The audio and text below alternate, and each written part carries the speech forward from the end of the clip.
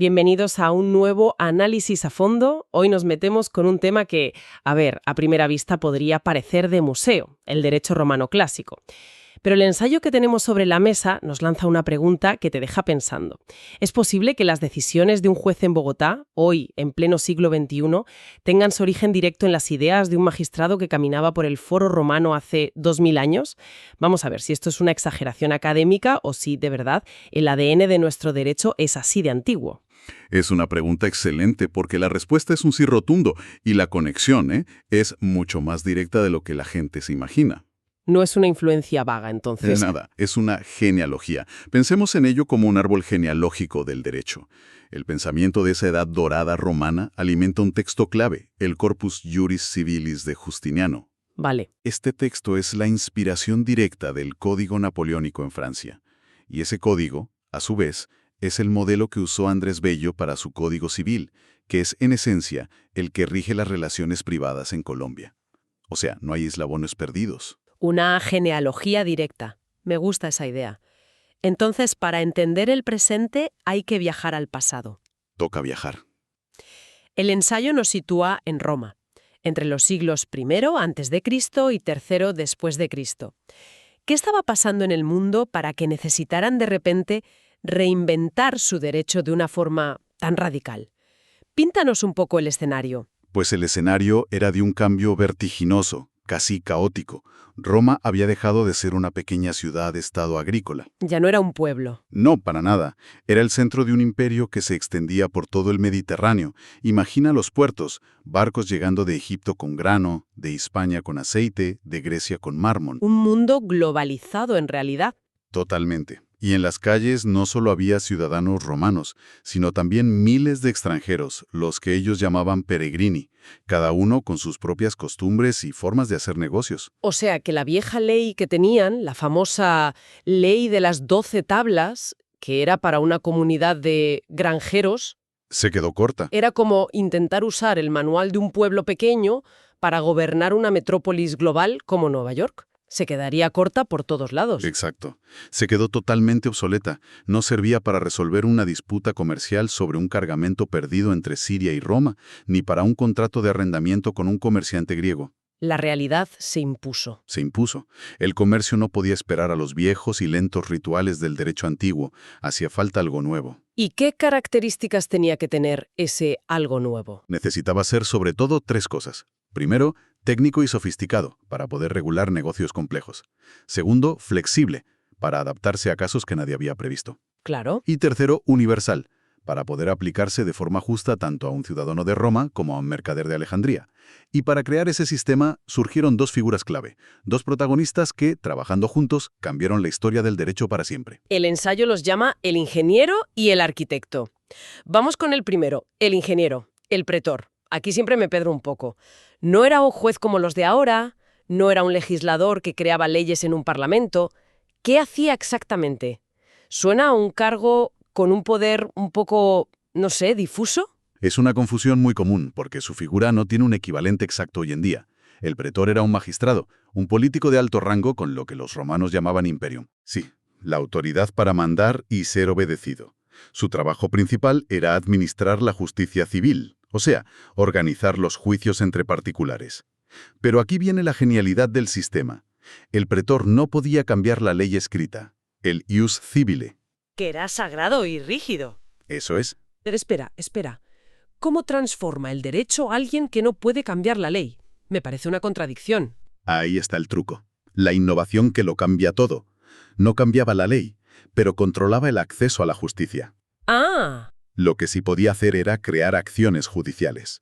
Una acción es, en términos sencillos, el permiso para poder demandar a alguien y que un juez escuche tu caso.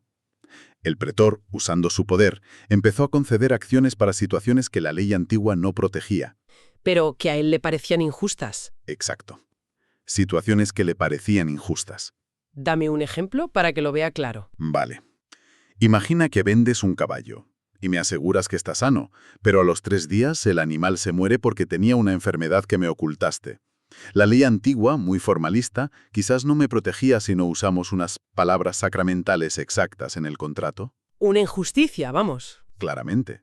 El pretor, entonces, creaba una acción nueva, la acción por dolo, y decía, aunque la ley vieja no diga nada, si alguien es engañado, yo le daré permiso para demandar. Introdujo una idea revolucionaria, la justicia del caso concreto. A ese concepto lo llamaban equitas. Que es la raíz de nuestra palabra equidad. Justo esa. Ah, ahora lo veo. O sea, no tocaba el código fuente de la ley, pero creaba aplicaciones nuevas para que la gente pudiera solucionar problemas reales. ¿Y cómo sabía la gente qué apps estaban disponibles? A través de su herramienta principal, el edicto. Al empezar su año de mandato, cada pretor publicaba un documento, una especie de cartel en el foro, que era su edicto. Ahí anunciaba todas las acciones, defensas y remedios que concedería durante su gestión. O sea que el edicto era como el anuncio de la nueva temporada de la justicia, como cuando una plataforma de streaming anuncia qué series va a estrenar ese año. Es una analogía perfecta, sí. El pretor decía, este año, si tienen estos problemas, estas son las herramientas u apps legales que podrán usar. ¡Qué bueno! Y lo mejor era que este sistema evolucionaba. Cada nuevo pretor solía mantener las partes más útiles del edicto de su predecesor, el llamado edicto traslaticio, y añadía sus propias innovaciones. O sea que se iba actualizando. Sí, anualmente. Era un derecho vivo que se adaptaba a la sociedad. El ensayo pone un ejemplo que me pareció increíble sobre la posesión. ¿Cómo era eso? Es un caso que ilustra perfectamente su poder. Digamos que una persona ocupaba y cultivaba un terreno durante años, pero no tenía el título de propiedad formal. Según el rígido ius civile, si el propietario formal aparecía, podía echarlo sin más. Menudo conflicto social. Enorme. Entonces, el pretor creó unas acciones rápidas y eficaces, los interdictos posesorios, que no discutían quién era el dueño, sino que protegían al que tenía la posesión de hecho. Su lógica era, primero, que nadie se tome la justicia por su mano. Luego, si quieren, discutan la propiedad en un juicio aparte. Eso es increíble. O sea, cada vez que un abogado en Colombia presenta una acción posesoria o una tutela para proteger un derecho de forma rápida, en el fondo está usando una lógica que inventó un político romano para que la gente no se liara a golpes por un trozo de tierra. Exactamente. La conexión es mucho más visceral de lo que imaginaba. Completamente. La idea de que la acción judicial es el motor del derecho, el concepto de equidad como corrector de la ley, e incluso la noción de precedente, porque los edictos se construían sobre los anteriores. Todo eso es herencia directa de la labor del pretor. Entendido. El pretor es este genio práctico, un solucionador de problemas en tiempo real. Pero todo esto genera un montón de soluciones a medida, caso por caso. Debió de ser un caos de reglas, acciones, excepciones. ¿Quién se encargaba de poner orden en ese caos creativo? ¿Quién construía el manual de instrucciones a partir de todas esas piezas sueltas? Ahí entra el segundo protagonista, el arquitecto. Los jurisprudentes, también llamados prudentes. Vale. Y el pretor estaba en la trinchera del juzgado, los jurisprudentes estaban en el estudio, en la biblioteca. Y aquí hay un detalle fascinante. No eran funcionarios públicos, ni jueces, ni legisladores. Eran ciudadanos privados, expertos en derecho. ¿Privados? Sí, que se ganaron un prestigio inmenso por la calidad de su saber. Espera un momento. ¿Me estás diciendo que unos consultores privados, sin cargo oficial, estaban diseñando la teoría jurídica de todo un imperio? ¿Cómo es posible que tuvieran tanta autoridad? Suena algo impensable hoy en día. Su autoridad no venía del poder del Estado, sino del saber, de la autoritas. Sus opiniones, los responsa prudentium, eran tan lógicas, tan bien argumentadas y tan útiles que los propios pretores y jueces las adoptaban voluntariamente. Por su propio peso. Por su propio peso, sí. Se convirtieron en la primera élite técnica del derecho. Eran los premios Nobel de su época, y su opinión era ley en la práctica. Vale, ¿y qué hacían exactamente? ¿Escribían libros? ¿Daban clases? Hacían todo eso, pero su gran contribución fue tomar el material en bruto que creaba el pretor y convertirlo en ciencia. Cogían todas esas acciones dispersas y empezaban a preguntarse, ¿qué tienen en común? ¿Qué principios subyacen? Y al hacer eso, crearon las categorías fundamentales que cualquier estudiante de Derecho aprende en primer año. Por ejemplo. Por ejemplo, la teoría del contrato. El pretor creaba acciones para la compraventa, para el arrendamiento, para el préstamo.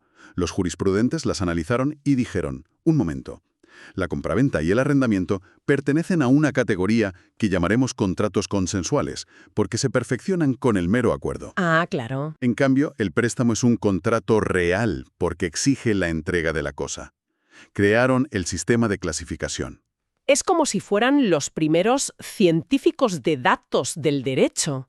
Tenían un montón de data, que eran los casos y las acciones del pretor, y su trabajo era encontrar los patrones, las reglas subyacentes. Esa es la metáfora perfecta. Y no se detuvieron ahí. Desarrollaron conceptos de una sofisticación increíble, como los distintos grados de culpa en un contrato, la culpa grave, la culpa leve, y para medir la culpa leve inventaron un estándar que sigue usándose. ¿Cuál? El del bonus pater familias, el buen padre de familia. Actuaste con el cuidado que una persona razonable y diligente pondría en sus propios asuntos. Esa pregunta, que se hacen los jueces en Colombia hoy, la formularon ellos.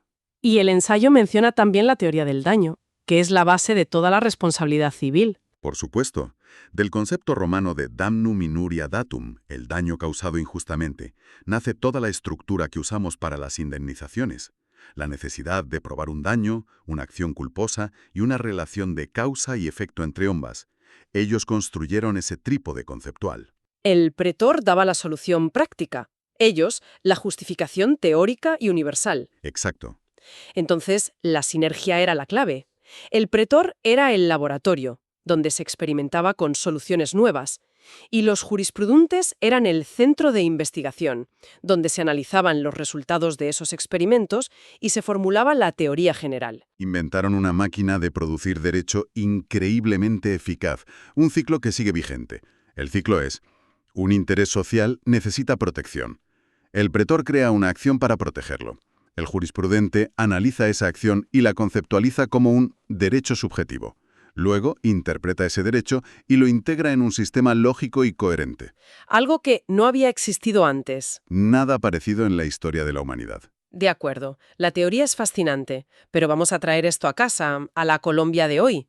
Dijiste que no eran influencias vagas. Muéstrame el fantasma romano en la máquina del derecho colombiano actual. ¿Dónde lo vemos? Lo vemos a diario, y el ensayo es muy claro conectando los puntos. Si abrimos una sentencia de la Sala Civil de la Corte Suprema de Justicia, por ejemplo, Vale. cuando analiza la validez de un contrato, las veremos citando conceptos como la buena fe objetiva, los vicios del consentimiento, como el error o el dolo, o evaluando la diligencia de las partes con ese criterio del buen padre de familia.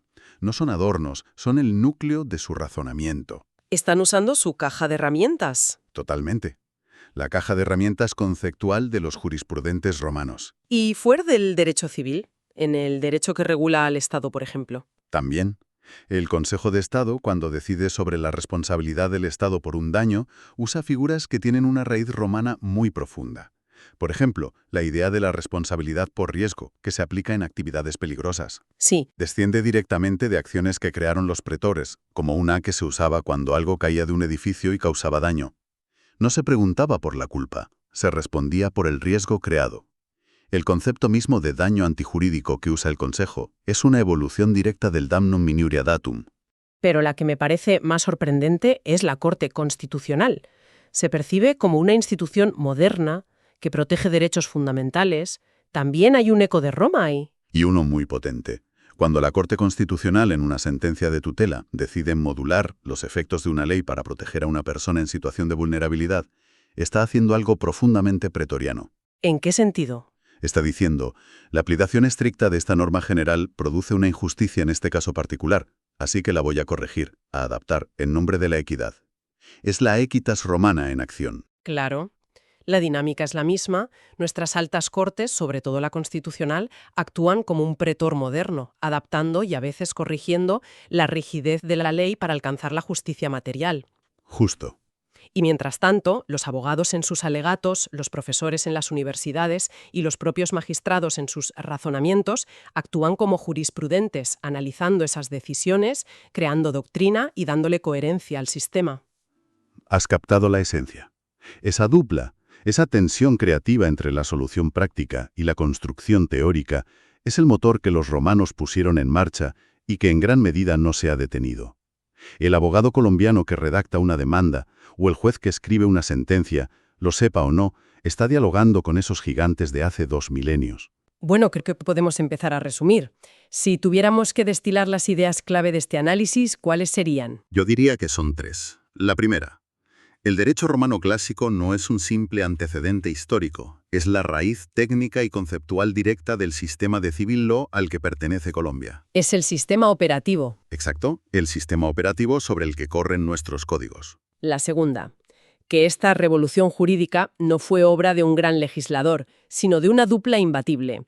Por un lado, el pretor, aportando flexibilidad, soluciones prácticas y equidad desde el terreno del litigio. Y por otro, los jurisprudentes, construyendo la ciencia, la teoría y el sistema coherente desde la razón y el estudio. La práctica alimentando la teoría y la teoría refinando la práctica. Y la tercera, y para mí la más reveladora. Esta herencia no es un fósil.